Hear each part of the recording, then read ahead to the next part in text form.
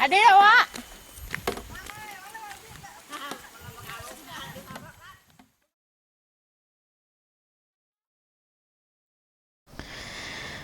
Beginilah kondisi warga saat sedang mengantri mendapatkan air bersih di sebuah sumber mata air alami dari dalam gua tanah yang ada di RT 05 Kelurahan Ciremetaba, Kota Lubuk Linggau, Sumatera Selatan.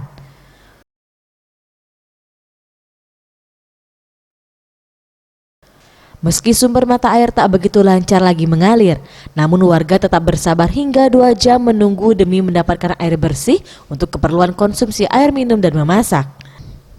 Untuk menuju ke lokasi sumber mata air, warga pun harus berjalan kaki sejauh ratusan meter.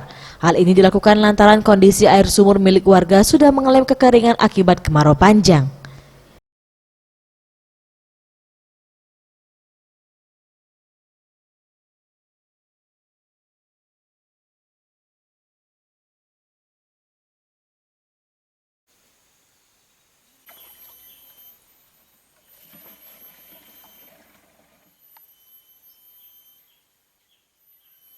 Untuk minum, untuk masak.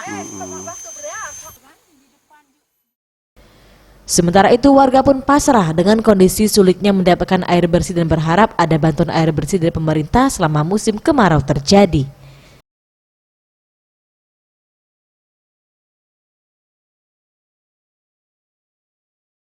Tim Liputan Sriwijaya TV.